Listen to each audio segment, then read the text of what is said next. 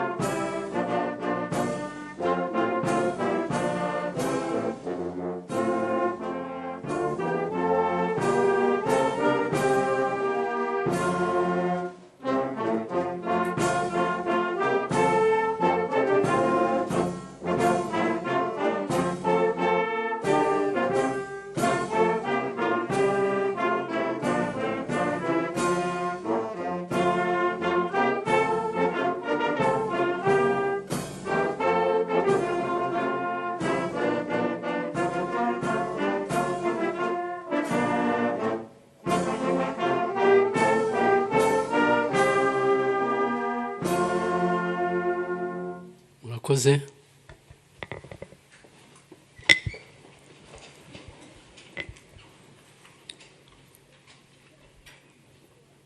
Nyakubahwa Perezida wa Repubulika, nitwa Gatera Frank, ngiye gufasha kuyobora gahunda yo kurahira. Nyakubahwa Perezida wa Repubulika, bayobozi batumirwa mwese muteraniye aha, nk'uko biteganywa n'itegeko nshinga rya Repubulika y'u Rwanda, Nyakubahwa Perezida wa Repubulika yashyize mu myanya abayobozi bakurikira: Bwana Murwanashyaka Damien, Minisitiri w'ibikorwa remezo; Bwana Kajangwe Antoine Marie, Minisitiri w'ubucuruzi n'inganda; Bwana Zingiro Armand, Umunyamabanga wa Leta muri Minisiteri y'ibikorwa remezo; Colonel Bizimungu Claudien, Umunyamabanga wa Leta muri Minisiteri y'ibikorwa remezo; Madame Mbabazi Judith, Umuvunyi wungirije ushinzwe gukumira no kurwanya akarengane; Bwana Wize James, Umunyamabanga mukuru wungirije w'urwego rw'igihugu rushinzwe iperereza n'umutekano; Komiseri wa Polisi Badege Theos, Komiseri mukuru wungirije w'urwego rw'u Rwanda rushinzwe igorora. Nk'uko kandi biteganywa n'itegeko nshinga rya Repubulika y'u Rwanda mu ngingo yaryo 63 ivuga ibijyanye n'indahiro y'abayobozi, Nyakubahwa Perezida wa Repubulika agiye kwakira indahiro y'abayobozi bamaze kuvugwa. Nyakubahwa Perezida wa Repubulika, murabanza kwakira indahiro y'abagize guverinoma bashya, ari bo Bwana Murwanashyaka Damien, Bwana Kajangwe Antoine Marie, Bwana Zingiro Armand na Colonel Bizimungu Claudien. Barigira imbere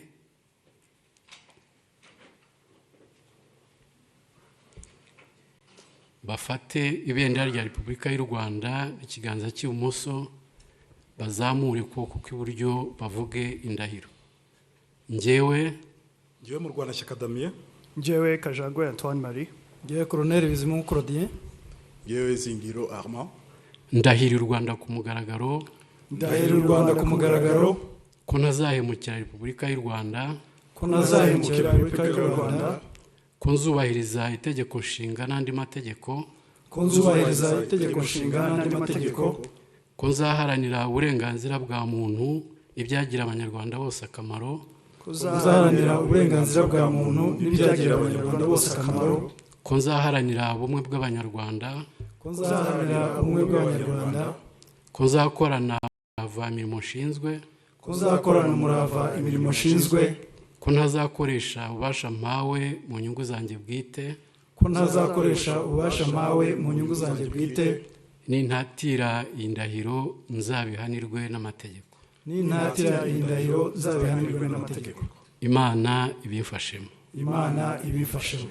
Murakoze.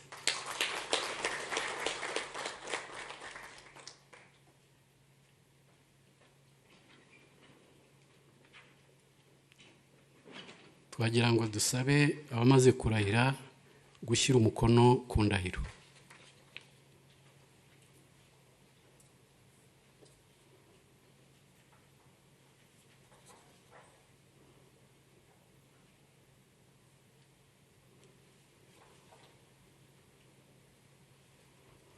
nyakubahwa perezida wa repubulika mugiye kwakira kandi indahiro y'abayobozi bashya ari bo madamu Mbabazi Judith, bwana Wizeye James na komiseri wa polisi Badege Theos barigira imbere.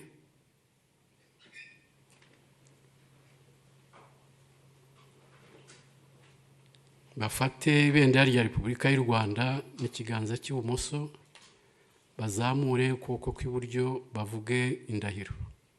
Njyewe Mbabazi Judith, njyewe Wizeye James, njyewe komiseri wa polisi Badege Theos, ndahira u Rwanda ku mugaragaro ko ntazahemukira Repubulika y'u Rwanda, ko nzubahiriza itegeko nshinga n'andi mategeko, ko nzaharanira uburenganzira bwa muntu n'ibyagirira abanyarwanda bose akamaro, ko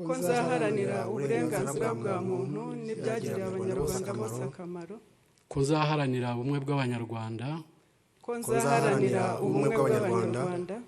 ko nzakorana umurava imirimo nshinzwe, ko ntazakoresha ububasha mpawe mu nyungu zanjye bwite,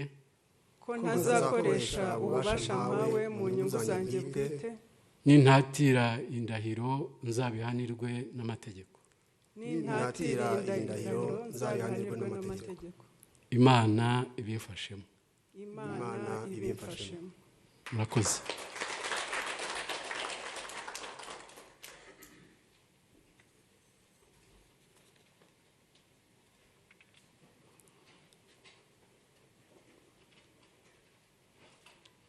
Twagira ngo tubasabe gushyira umukono ku ndahiro.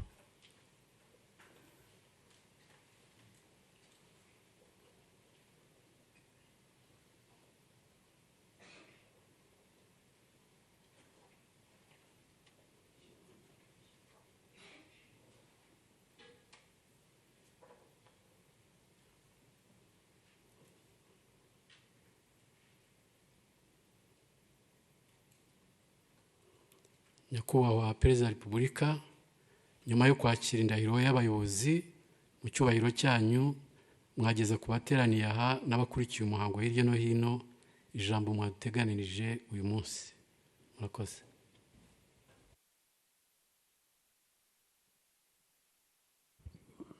Mwiriwe neza mwese. Ngira ngo ibitumye duteraniye aha birumvikana. Uyu munsi abamaze kurahira baturondoreye batubwiye amazina yabo. Ari Damien Murwanashyaka, ari Colonel Claudien Bizimungu, Armand Zingiro, Antoine Kajangwe, James Wizeye, CP Theos Badege, Judith Mbabazi,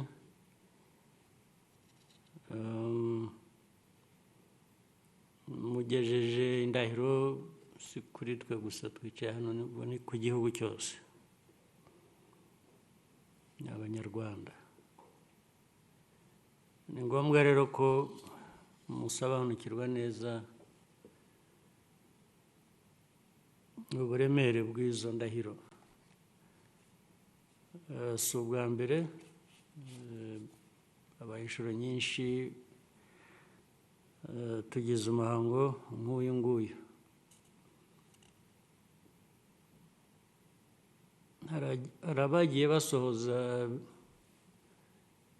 neza inshingano zabo mu bihe bitandukanye,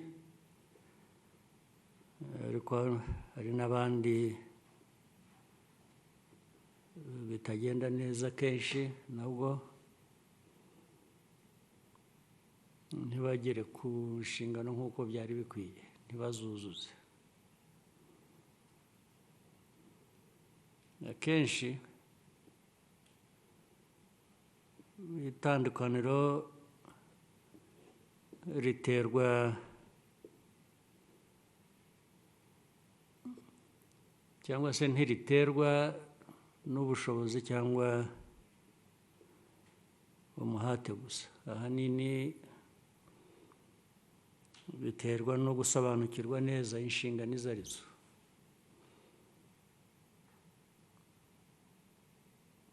Bakanazireba mu buryo bw'igihugu kurusha kubireba mu buryo bwabo gusa nk'abantu burimo ku giti cye.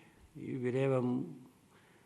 birebera mu ndorerwamo y'igihugu cyose, ngira ngo birushaho kumvikana n'ubushobozi bufite bukoreshwa neza.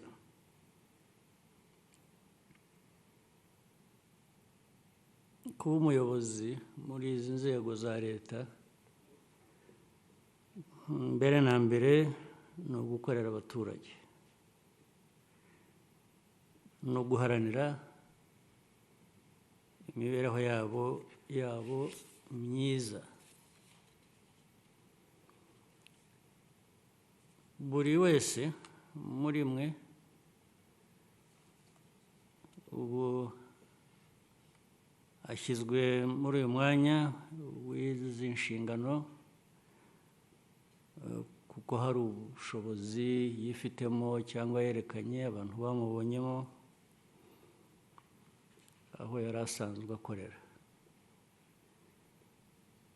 Ariko mujye munibaza muri ibyo byose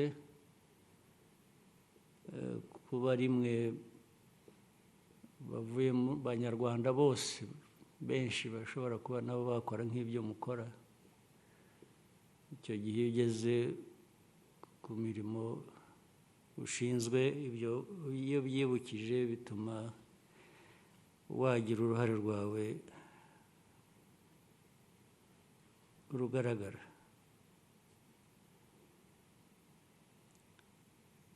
Imikorere mibi izana ibibazo byinshi bikomeye. Ntabwo abagize imikorere mibi bo bibageraho, ingaruka zabyo zibageraho abandi abaturage byarabagezeho kera, batangiye gusa nk'aho babyishyura kandi atari bo babiteye.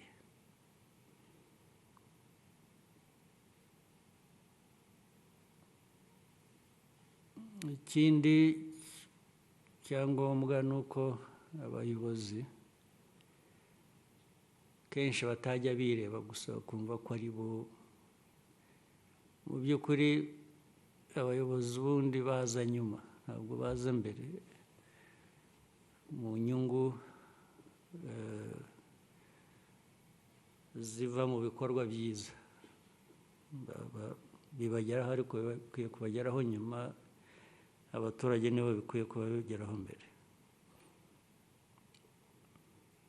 Akenshi rero hari ubwo bigaragara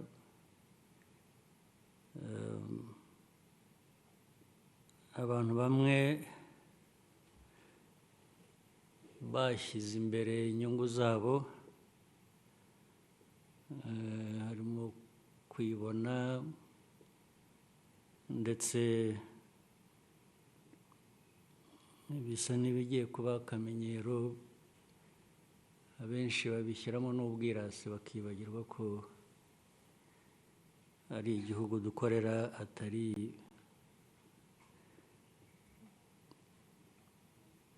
ipiganwa ry'umuntu n'undi.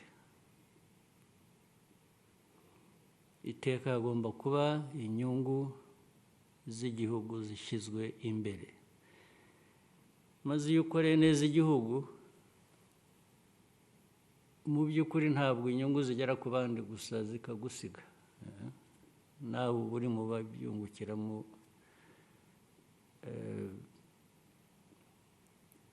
Ibyiza rero ni uko abantu bakwiye kubibona batyo. Ariko mujya mwibuka kenshi iki gihugu aho cyari kigeze mu myaka yacu, mu mateka yacu, mu myaka y'inyuma, iki gihugu aho cyari kigeze, hanyuma abarwaniye no kugikiza bakakibohora, sinzi niba abantu benshi batekereza niba ko abagize urwo ruhare bitekerezaga cyangwa batekerezaga igihugu. Iyo biba batekerezaga gusa inyungu zabo, ntaho igihugu cyajyaga kugera na busa. Kandi murabizi ko icyo gihe nta n'inyungu zari zihari, bavuga ko abantu barwanira inyungu, nta mushahara, nta kintu cyari kiriho, ahubwo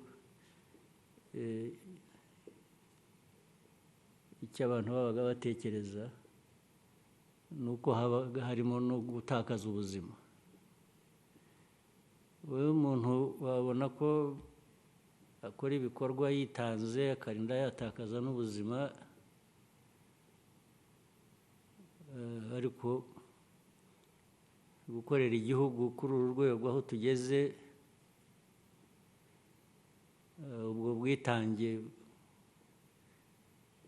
ubugereranyije ntabwo wari ukwiye kuba butunanira. Umuntu agiye abitekereza neza, ntabwo ari imirimo idusaba gutanga ubuzima bwacu. Uzi ngo ugiye ku rugamba ariko nta nubwo uzi kuri butahe amahoro, ushobora gutakaza ubuzima. Ariko aha murabyumva, ibyo dukora buri munsi, ukora ibyo ukora uzi ngo uri butahe mu rugo aho uba uri hose uri muzima. Ayo mateka rero kuki abantu yibagirwa, yari akwiye kuba tuyobora mu bikorwa byacu bya buri gihe. Iyo uhuye n'ibibazo ku kazi, hari uburyo bwo kubikemura iyo ubishaka. Ukorana n'abandi, hari abo uyobora, hari ab'izindi nzego. Ntabwo ikibazo ubundi, nta kibazo gikwiye kuba kitunanira. N'ikitunaniye tuba twumva impamvu, uragicumbikisha, ugashaka amikoro, ugashaka uburyo ukabwubaka kugira ngo noneho usubire inyuma ukemure cya kibazo. Ariko byose bikunda ari uko abantu bumva neza aho inshingano ziva n'aho zigarukira. Mujye rero muhora mwibuka ko muri izi nzego dukoreramo twese, dukorera igihugu, intego ni imwe. Ujye wibuka ko uri kumwe n'abandi.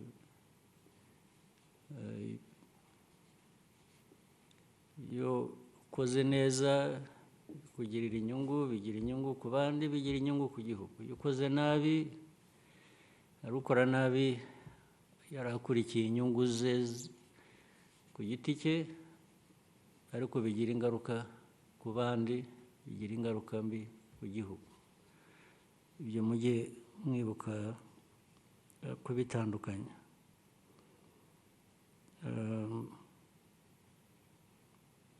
Ubundi nta gikwiye kuba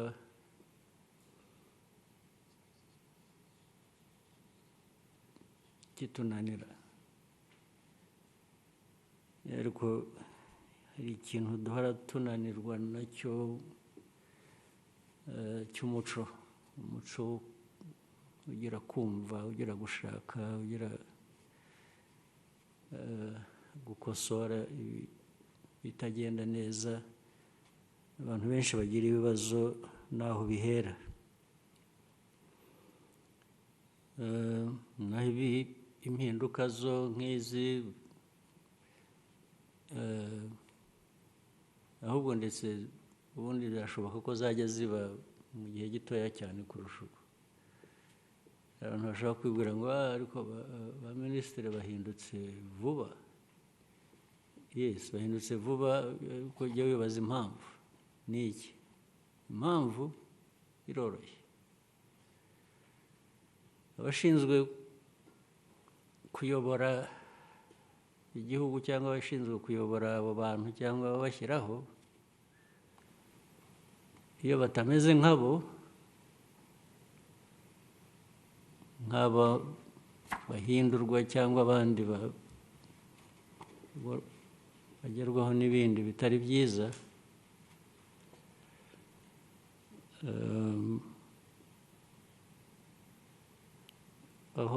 ubundi habaho kwihangana, abantu bakihangana, ukihanganira umuntu ukamusubiramo. Hari indwara iba mu bantu, wenda ahandi bambwiye ko iyo ndwara sinzi niba itaba ahandi, ariko wicarana n'umuntu, umuyobozi uzi ngo afite kumva, inshingano arazumva rwose, asobanukiwe ibintu byose, mukicara. dore aha ngaha niho tugirira inama za guverinoma, tukajya umugambi uvuga ngo tugiye gukora iki, ndetse umuntu akabigiramo uruhare, agatanga igitekerezo, buri wese agatanga ibitekerezo, tukabyemeza, tugende. Ibyangombwa byose bihari. Hashira byagombaga gutwara wenda amezi 6 kuba twakoze ibyo twakoraga. Hashira amezi 5 habaho no kwibutsa ngo ariko tugeze he kuri bya bindi, ugasanga n'uwagombaga kubikora ntazi aho tugeze. Iyo ndwara rero yo irakabije kenshi, ariko habaho kwihangana ku bayobora ibyo bikorwa, abayobora abantu. Ubwa mbere babyihorera, ukabona ko nyine ari intege nke z'umuntu yagize, amakosa, abantu bakora amakosa, birashoboka. Bwa kabiri ikosa rimwe rikongera rikaba nk'iryo byabaye ubushize, kongera utari kosa habaye iki ubushize ko twari twabikosoye, byagenze gute? Ubwo nabwo wenda ukamwihorera. Iyo bibaye bwa gatatu ndetse rimwe biba bwa kane, haba hari ikibazo gikomeye. Icyo gihe rero niho abantu bagomba gufata ibyemezo. Hari abashobora kubireka gutyo uko biba, bigakomeza gutyo bikaba umuco. Umuco hari aho tuwuzi, cyangwa natwe uhora ushaka kutuzamo, ariko turawurwanya. Ubwo rero kwihangana hari ubwo bigarukira aho ngaho, ukagerageza. Abanyarwanda bandi navugaga nabo tuzi bashobora gukora nk'ibyo dukora hano, urongera ukabashakamo, ukareba undi wazana bagatwara igihe mbere y'uko imico mizima imunanira. Ariko hari abakunda bikagenda neza uko bikwiye. Ibyo ni byiza, turabishimira iteka. Ndagira ngo rero mbabwire maze kurahira hano, ujye mwibuka uburemere bw'iyo ndahiro, mwibuke ko bijyanye n'uburemere bw'ibyo tugomba gukorera igihugu cyacu, kandi ibyo dukorera igihugu cyacu natwe tuba tubitezeho byinshi, kuko ibivamo bizima natwe bitugeraho. Ubwo byari ukwibutsa gusa, ndabizi ko mubizi, ariko ibishuko biba byinshi, abantu bakibagirwa vuba. Nibura mujye mwibuka mutari ko twarabiganiriye hari ubwo bikugarura iyo wibutse bikugarura ku murongo ukareka gukora ibikwiye kuba bidakorwa. Naho ibindi mbifurije imirimo myiza, ni imirimo ishoboka, nta gitangaza rwose kiri muri ibi bintu dukora cyangwa mwarahiye uyu munsi. Ni ubuzima busanzwe, iyo ushatse kubigira ubuzima busanzwe kandi bwiza kandi birakunda. Iyo ushatse kubivanga rero ugashyiramo ibindi bidakwiye, nabyo bigira ubuzima bugufi kenshi. Mugire umunsi mwiza, mugire imirimo myiza, muhorane amahoro y'Imana. Murakoze.